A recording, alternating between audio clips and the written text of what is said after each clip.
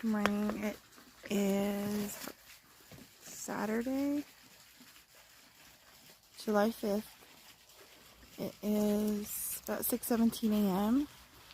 So the sun is coming up over the trees over there, so you can kind of see. It doesn't really do any justice on this phone that I have. It's really nice. It's going to be a cooler day today. We're only supposed to be up in the I think about 77 or so, so it's pretty nice and cool right now. So it's sweatshirt and leggings instead of my dress. But I haven't got my coffee yet. I just came out to work on one of the videos for the next part of the journey to healing. So I thought I would show you the view this morning and the sunrise, and I will be back soon with that video. Alright, I'm back, and this is the book that I found at a thrift store a while back. Love Heals by Becca Stevens, founder of Thistle Farms. There is a great story at the beginning of this explaining how Thistle Farms came about. And basically it is, she opened her first sanctuary for women survivors of trafficking, addiction, and prostitution. I believe it says it was more than 20 years ago. And they do different things for them to, to help them heal, help them deal with the things that they're facing. And then it says here that after a couple of years of meeting with survivors and witnessing miracles of healing love, I knew that I would be doing this work for the rest of my life. The survivor leaders were living with a new power and grace that I knew could potentially bring healing throughout the world. So, and then they did, later it was named Thistle Farms, and they began manufacturing and selling all natural candles and body balm. And I believe it's still open. I'll look to see if there is a link in here to this, and share that in the video or in the description of this video. And see, this book was written in 2017. So I will look for that and let you guys know. So the first page, I shared this, a photo of this page. Let's see.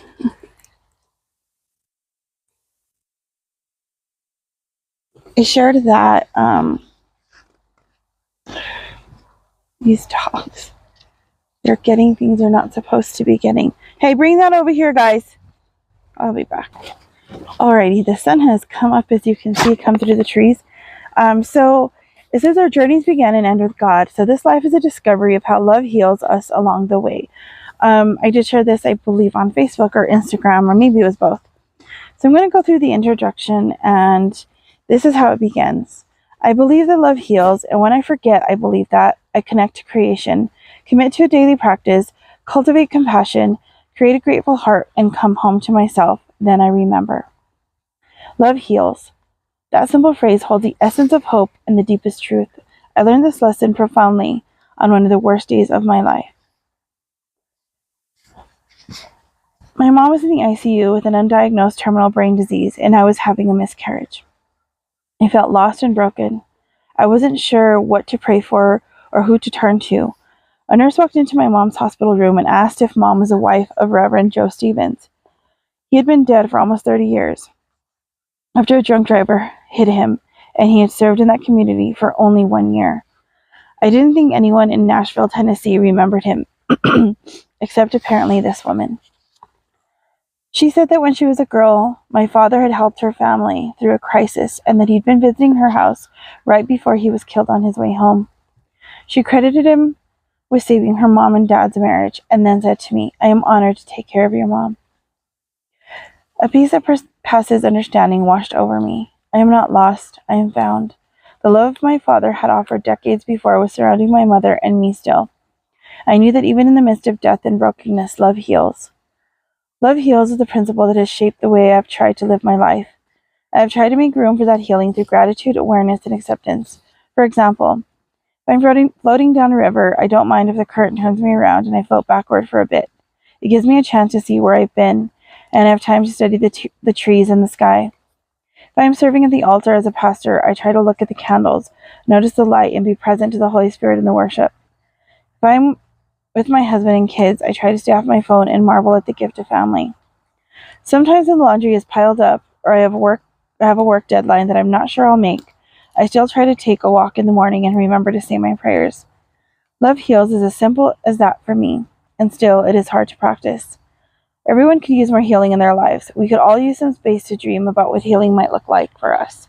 Healing may mean finding peace after trauma, feeling hope in the midst of grief, forgiving after being hurt, or just relief from the daily wear and tear of living in the broken world. We can all use a reminder of the good news that love heals. This book is designed first to help you remember how love heals, and then to help you be more intentional about practicing and welcoming the healing power of love in the places where you hurt. Each chapter offers a different angle on the healing properties of love. You will find some practical steps you can take, some new practices that might make a difference in your overall healing, some poetry to lift your spirit, and hopefully some new thoughts to carry you to new places.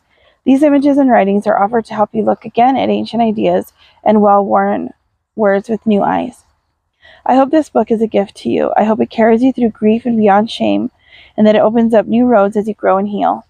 Getting a new perspective on our old issues can open up space for healing. On the path of love, it's not so much what we look at that is important, but what we see.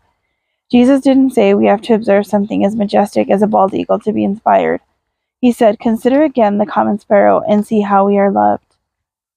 I also hope this book inspires and energizes you to put ancient rituals that carry love's healing into daily practice. For example, using essential oils, drinking a healing cup of herbal tea, and walking in nature are 3 very simple rituals that can bring more healing into your day. Having a good prayer practice, learning and speaking truth, and transforming brokenness into compassion can help bring healing love to yourself and others.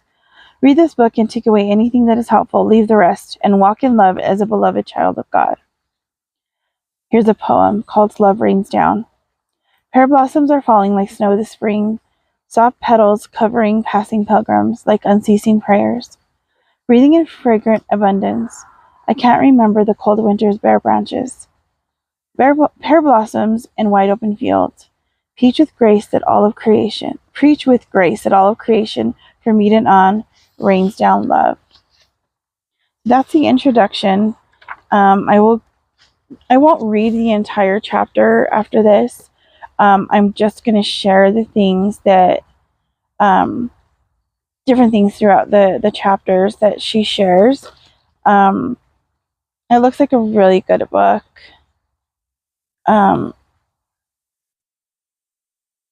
Yeah, there's some great things in here. So I can't wait to get into this with you guys.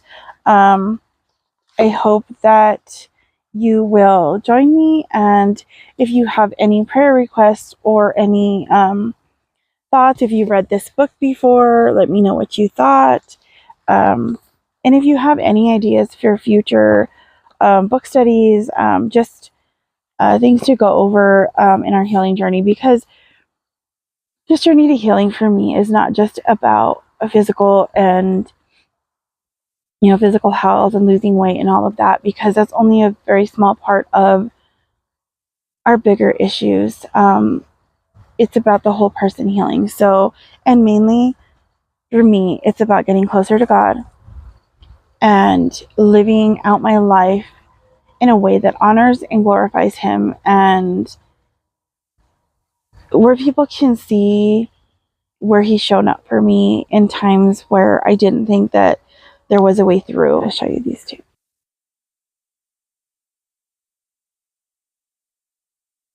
She's trying to get him to go play with that, whatever they've got over there. And he is ready to run, but not.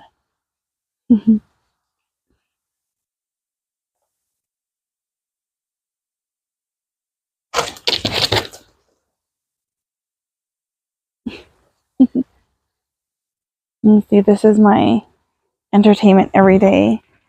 I know you've seen it in quite a few videos already. I will share more from this book. As soon as possible, I'll get back to these videos. This next few days are going to be pretty hard. I mean, it's been a pretty hard few months already. Since Mother's Day comes around, it's always harder. And then now recently with my grandma passing, and on the 23rd of this month will be 2 years since my mom passed away, and it just has this, this heaviness of like, how do we go on? How do we do this? How do we begin that healing process? Is there a healing process? Is this something you just learn to live with and never gets better, really? I don't know.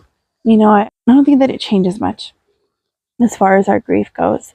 I think we will grieve our loved ones, especially our parents, or if you lose children or brothers, sisters, someone close to you, I think you grieve them forever. The grief just isn't maybe as intense or as debilitating as it is, the first few years. I don't know. Because even the people that I've lost that, since I was a child, if I think about them, the grief still hits.